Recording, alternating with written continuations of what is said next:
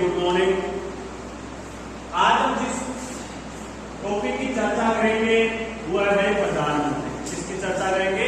प्रधानमंत्री। भारतीय संविधान में देखा जाए तो प्रधानमंत्री का जिक्र बहुत कम जगहों पर मिलता है। देखो हमारे देश में सुनना पहले, जिन जिन देशों में संसदीय शासन प्रणाली होती है, जिन जिन देशों में संसदीय शासन प्रणाली, बोर्ड पे देखना, केवल एक बार दिखाने के कार्य बात करवा देंगे, समझने की कोशिश करें। जिन जिन देशों में संसदीय शासन प्रणाली होती है वहां पर दो प्रकार की कार्यपालिका पाई जाती है। कितने प्रकार की कार्यपालिका पाई जाती है? दो प्रकार की। एक तो होती है नाम मात्र की कार्यपालिका और एक होती है स्थायी या वास्तविक कार्यपालिका। वास्तविक कार्यपालिका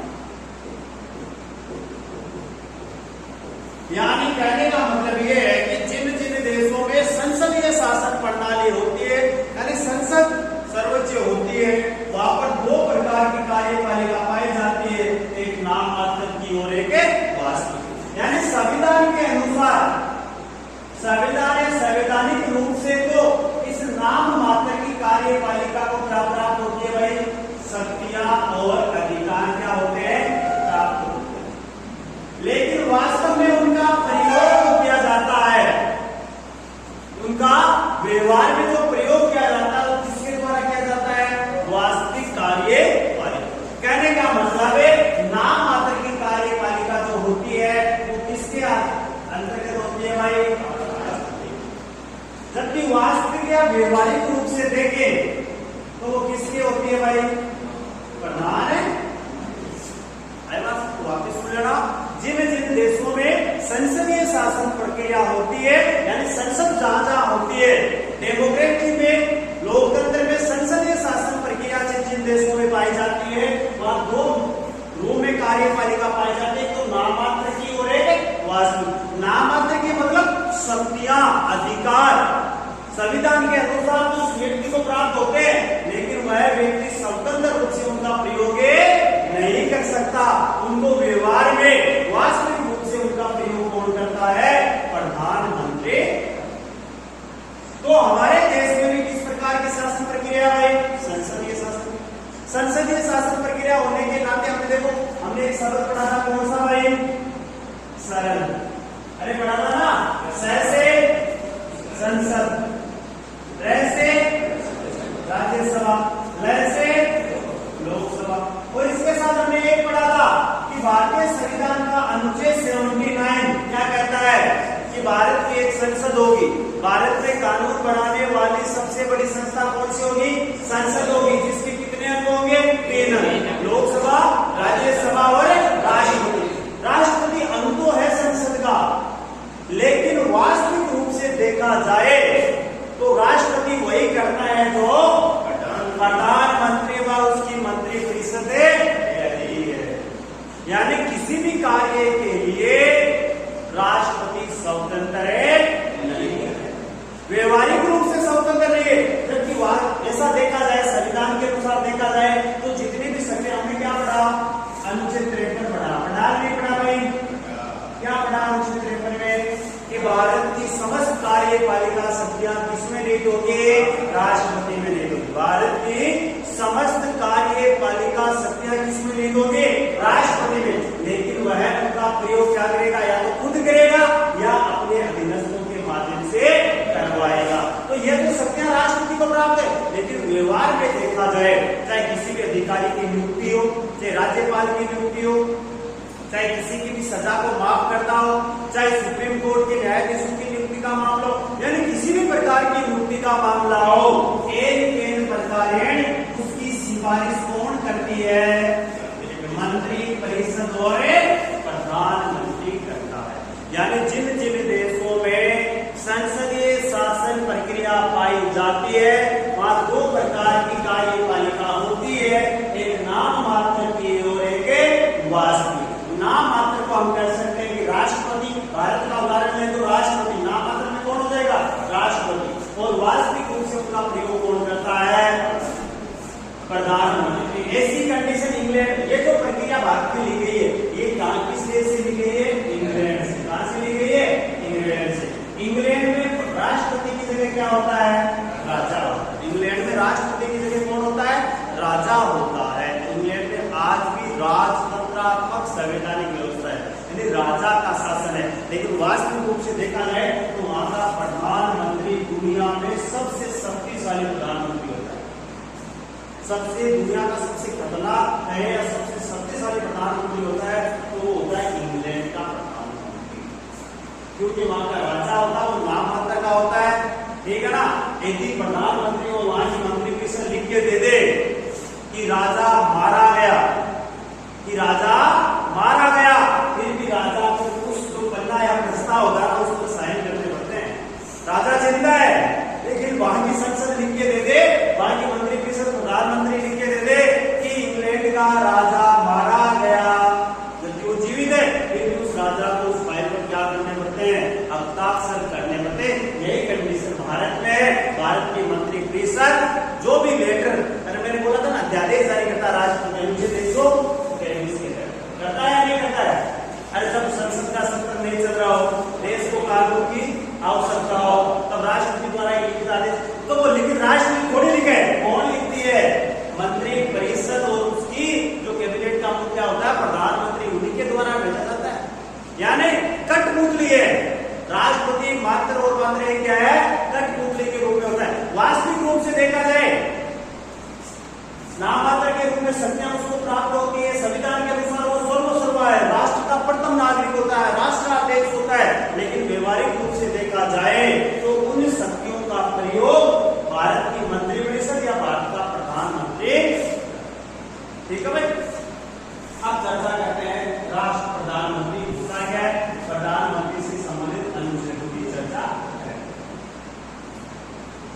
देखो क्वेश्चन सीधा पूछा जाता है। सबसे बढ़िया प्रश्न मेरी नजर में सबसे बढ़िया प्रश्न बनता है कि संविधान के किन किन अनुच्छेदों में प्रधानमंत्री का जिक्र है। मात्र कितने अनुच्छेद है संविधान में? 395, लेकिन मात्र 3 अनुच्छेद ऐसे हैं जहां पर किसका जिक्र है भाई? प्रधानमंत्री को। प्रश्न क्या आता है? प्रश्न ये आता है निम्न में से किस अनुच्छेद में प्रधानमंत्री का जिक्र है? नहीं है।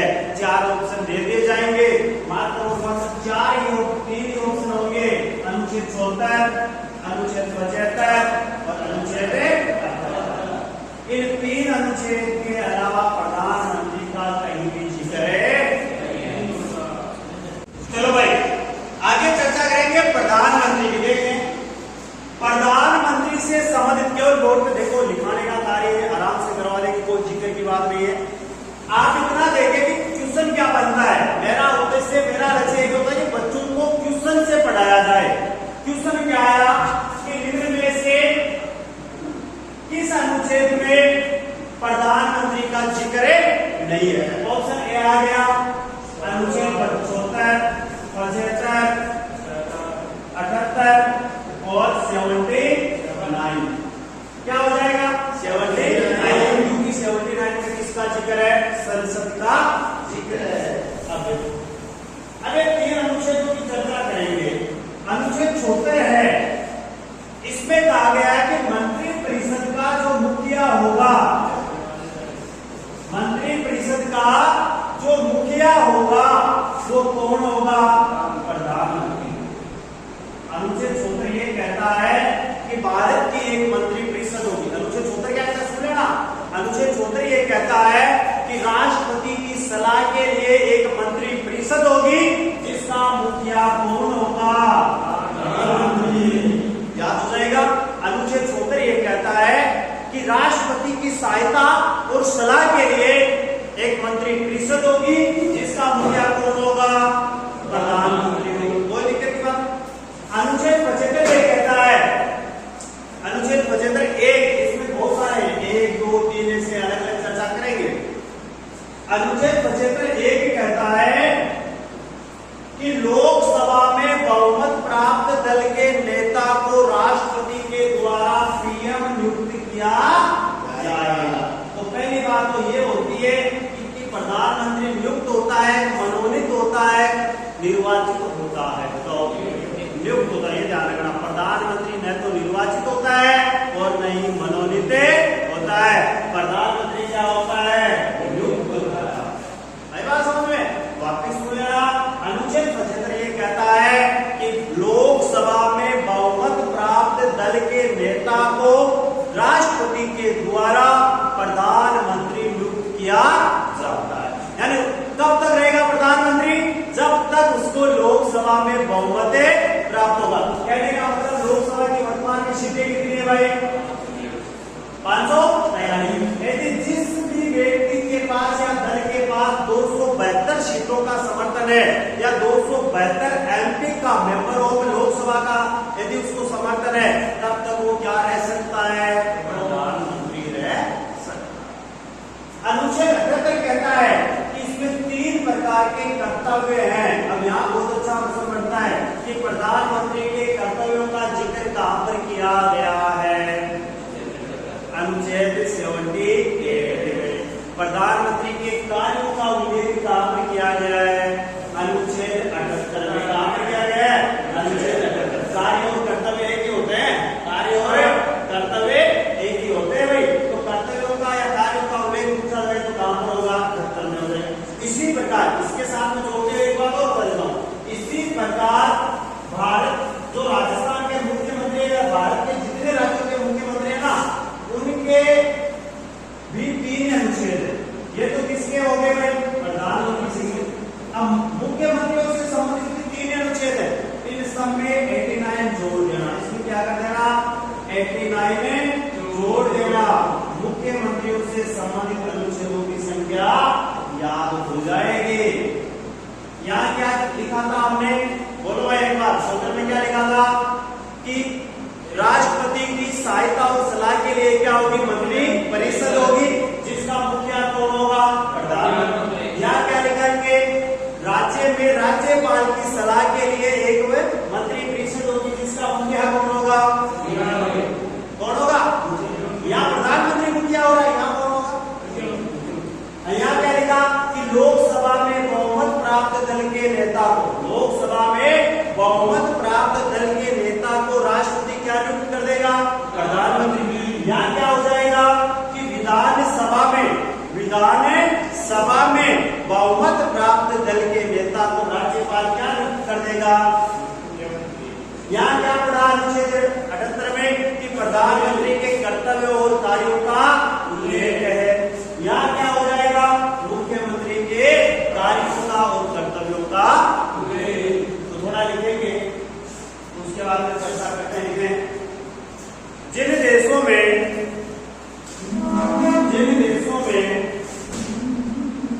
संसदीय शासन प्रणाली पाई जाती है,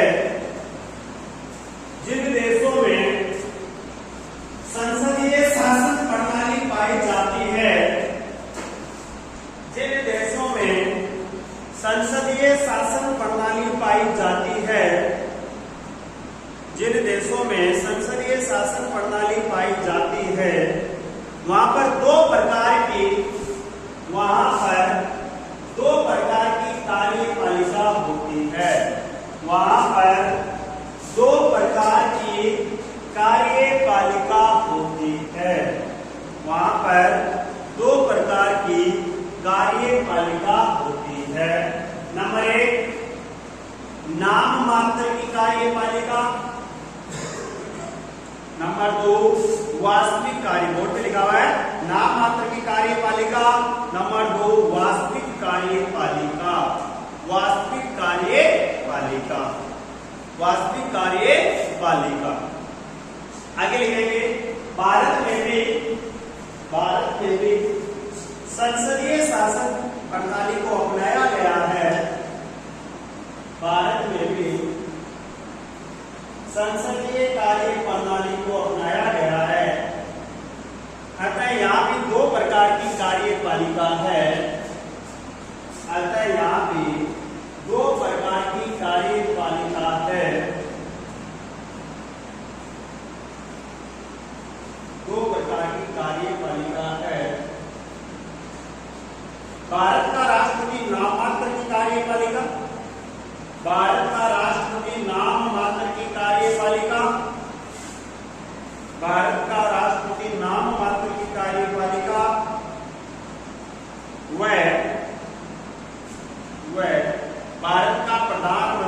वास्तविक कार्यपालिका होता है, वास्तविक कार्यपालिका होता है, वास्तविक कार्यपालिका होता है। अर्थात संविधान के अनुसार, अर्थात संविधान के अनुसार, संविधान के अनुसार जो अधिकार व शक्तियां, जो अधिकार व शक्तियां, संविधान के अनुसार जो अधिकार व शक्तियां राष्ट्र होती है उनका व्यवहारिक व वास्तविक रूप से प्रयोग, वास्तविक रूप से प्रयोग प्रधानमंत्री व उसकी मंत्री परिषद द्वारा किया जाता है, मंत्री परिषद द्वारा किया जाता है। कहने का मतलब सीधा साधा है कि राष्ट्रपति को जो भी अधिकार व शक्तियां प्राप्त है ना, वो उनका नाम मात्र का क्या है, उपभोक्ता है। जबकि वास्तविक रूप से, व्यवहारिक रूप से उन शक्तियों और अधिकारों का प्रयोग कौन करता है भाई? प्रधानमंत्री व उसकी मंत्री परिषद। नोट बनाइए, लिखोगे संविधान में, संविधान में प्रधानमंत्री से संबंधित प्रधानमंत्री से संबंधित केवल 3 अनुच्छेद हैं, केवल 3 अनुच्छेद हैं। कौन कौन सा भाई?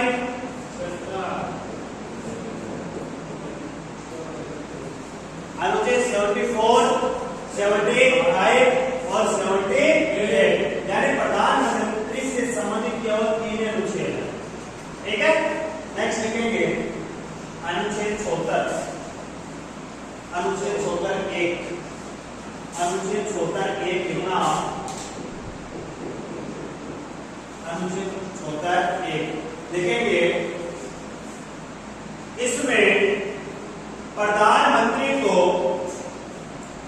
अनुच्छेद 74(1) कहता है, इसमें लिखना है प्रधानमंत्री को केंद्रीय मंत्री परिषद, केंद्रीय मंत्री परिषद के रूप में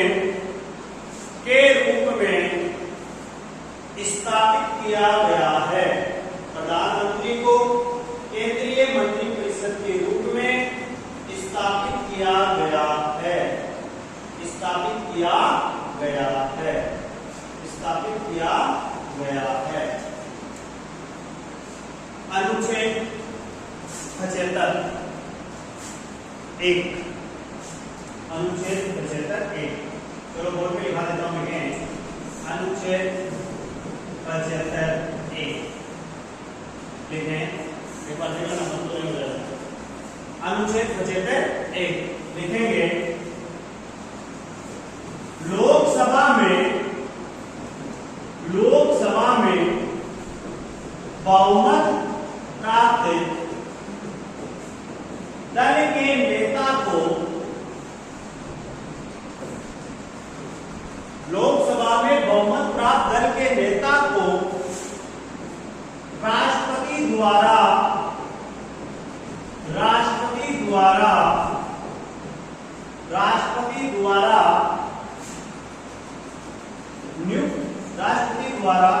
प्रधानमंत्री नियुक्त किया जाता है, नियुक्त किया जाता है। अर्थात प्रधानमंत्री नियुक्त होता है, अर्थात प्रधानमंत्री नियुक्त होता है, न कि निर्वाचित व मनोनीत। प्रधानमंत्री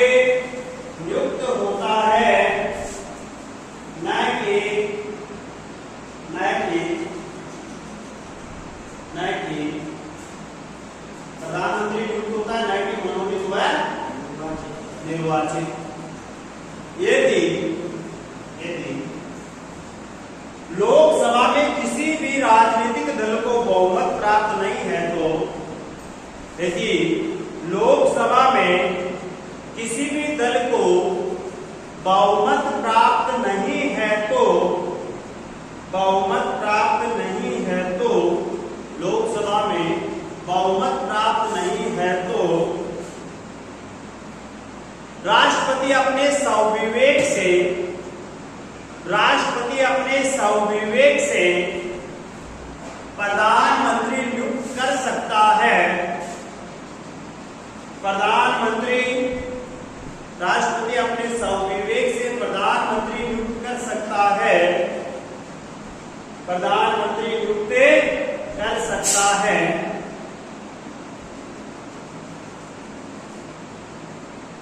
शर्त यह है कि उस नियुक्त प्रधानमंत्री को लोकसभा में बहुमत सिद्ध करना होता है। शर्त यह है कि उस नियुक्त प्रधानमंत्री को लोकसभा में बहुमत सिद्ध करना होता है, बहुमत सिद्ध करना होता है, बहुमत सिद्ध करना होता है। इसे में आगे लिखेंगे, प्रधानमंत्री के लिए संसद का सदस्य होना जरूरी है, प्रधानमंत्री के लिए संसद का सदस्य होना जरूरी है। यानी वो चाहे लोकसभा का सदस्य हो चाहे राज्यसभा का सदस्य हो, उसे सदस्यता जरूरी है। देखेंगे यदि प्रधानमंत्री नियुक्त होते समय, यदि प्रधानमंत्री नियुक्त होते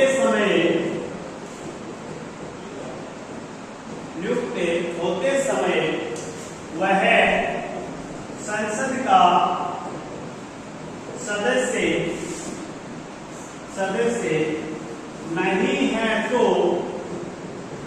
नहीं है तो उसे 6 महीने के भीतर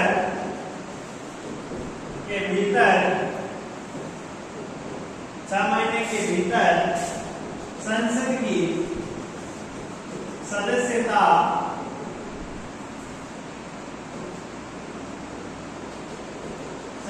सदस्यता हासिल करनी होगी, वरना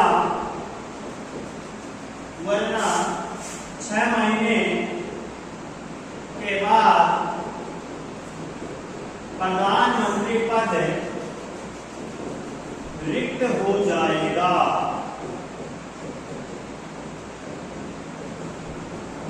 वापस सुन लेना, कोई व्यक्ति प्रधानमंत्री बन सकता है, आज ही प्रधानमंत्री बन सकते हो, बस शर्त है कि कम से कम आपकी आयु 25 पर। एक बार पुनः सुन लेना, यदि कोई व्यक्ति प्रधानमंत्री नियुक्त हुआ है, मान लो कि आप में से कोई व्यक्ति प्रधानमंत्री नियुक्त हुआ है, आपकी आयु कितने वर्ष है? 25 वर्ष है, तो आप केवल 6 महीने तक बिना संसद सदस्य बने क्या रह सकते हो? प्रधानमंत्री रह सकते हो। 6 महीने के अंदर अंदर आपको संसद की क्या हासिल करनी पड़ेगी? सदस्यता हासिल करनी पड़ेगी।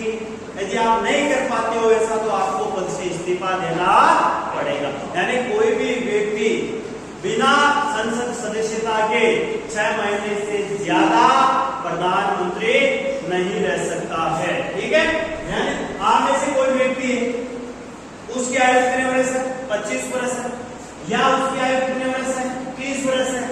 अरे लोकसभा के लिए कितने चाहिए? 25 वर्ष। राज्यसभा के लिए कितने चाहिए? 30 वर्ष चाहिए। यानी ये जरूरी नहीं कि वो लोकसभा का सदस्य हो, ये जरूरी नहीं कि वो राज्यसभा का सदस्य हो, ये जरूरी नहीं है कि वो निर्वाचित हो। मनोनीत व्यक्ति भी क्या बन सकता है? प्रधानमंत्री बन सकता है। वह शर्त है कि उस व्यक्ति को लोकसभा में क्या प्राप्त हो? बहुमत प्राप्त हो। लोकसभा में 272 जो एमपी होते हैं उनका उसको क्या प्राप्त हो? समर्थन है। कोई दिक्कत की बात नहीं। नेक्स्ट लिखेंगे, प्रधानमंत्री, लाइन छोटे लिखो, अनुच्छेद 75 के अनुसार ही प्रधानमंत्री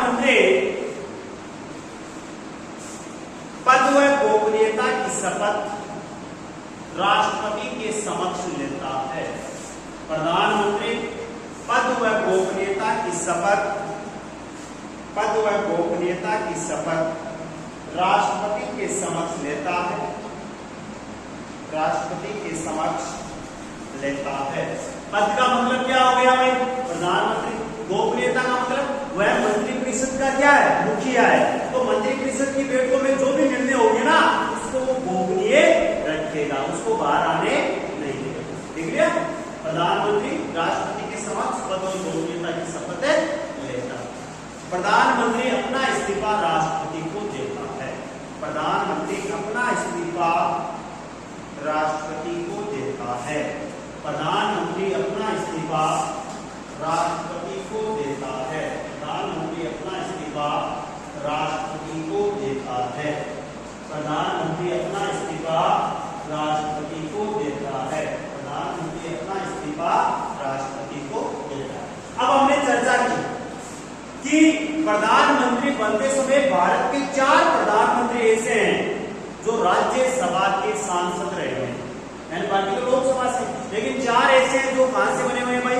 राज्यसभा से। तो नाम लिखे नंबर 1, ऊपर हेडिंग लगा के लिखोगे, अब तक भारत के 4 प्रधानमंत्री राज्यसभा के सदस्य रहे हैं। अब तक भारत के 4 प्रधानमंत्री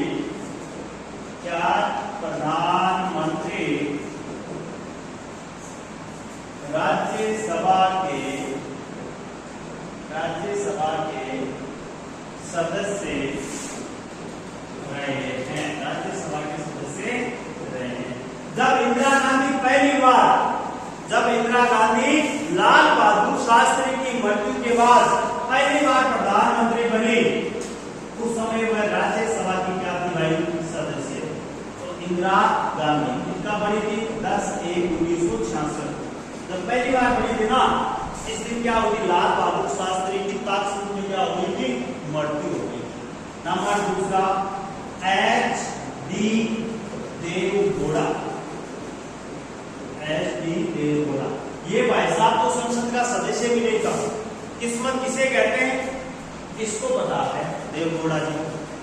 मतलब देवगौड़ा जी जब प्रधानमंत्री बने, संयुक्त मोर्चे की सरकार 1996 में प्रधानमंत्री बने, उस समय यह कर्नाटक के मुख्यमंत्री थे। मतलब जब ये प्रधानमंत्री बन रहे थे ना, उस समय देवगौड़ा जी कर्नाटक के मुख्यमंत्री थे। कितने किस्मत सिकंदर होते हैं?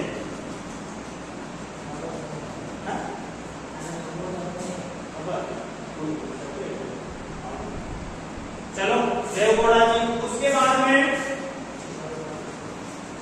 नंबर 3 की बात करें, इंद्र कुमार गुजराल। इंद्र कुमार गुजराल। और हमारे तत्कालीन रहे हुए कौन? मनमोहन सिंह। ये 4 प्रधानमंत्री ऐसे हैं, मनमोहन सिंह, जो राज्यसभा की क्या रहे हैं भाई? सदस्य रहे। आज के लिए इतना ही। धन्यवाद।